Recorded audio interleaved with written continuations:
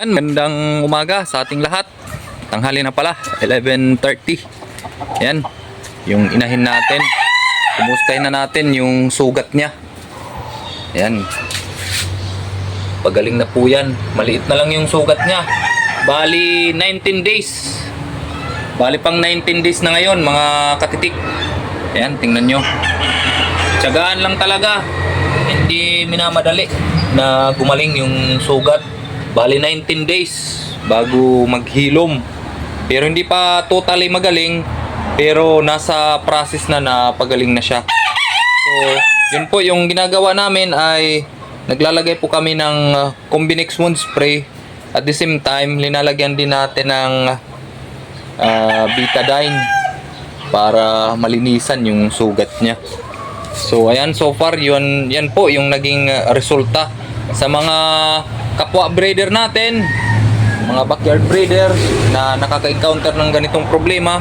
Yun po yung may sasuggest ko, yung Combinex wound spray. Tapos lilinisan. Gumagamit din kami ng bayabas panglinis sa sugat niya. Nagpapakulo po tayo ng dahon ng bayabas. Tapos yun po yung panghugas sa sugat niya bago natin lagyan ng wound spray. Ayan, katulad din dito. Katulad din dito sa isang inahin natin. Ayan, magaling na po yan yung sugat niya. So, ayan. Bali yung dalawang inahin, yun nga, yung na-mention ko dati ay buntis po ito. Sana bigyan po tayo ng marami-raming mga anak at sana maging malulusog. Bali yung mga anak nila ay meron na po tayo for disposal mamaya. Bali maya na tayo bibigay sa inyo ng update kung magkano yung kikitain natin. Kasi meron nang nag-contact sa atin na buyer. Bali yung bilihan ngayon dito ng live weight sa amin sa Borongan City, Eastern Samar ay nagkakahalaga po ng 170 per kilo.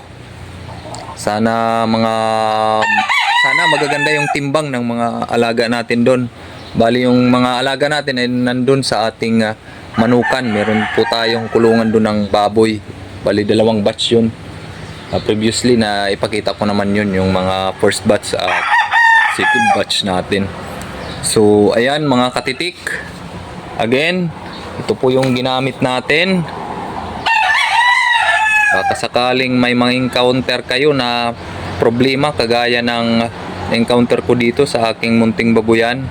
Ayan, Combinex po. If I'm not mistaken, 300 plus ata to. Ganito kalaki. Sa Pacifica po tayo nakabili. So, ayan. At ito naman po yung Betadine. Ayan. Gumagamit din tayo kasi di ba kung nasusugatan tayo, yun din yung ginagamit natin. Kagaya din yan sa mga hayop natin, sa mga baboy. Pwede rin natin may apply yan sa kanila, yung medisina na yan. So ayan mga katitik, again maraming salamat sa mga sumusuporta sa ating munting channel.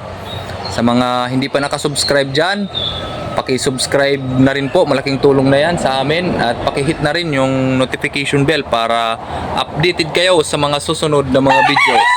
Ayan mga katik, hanggang dito na lang. Bye bye!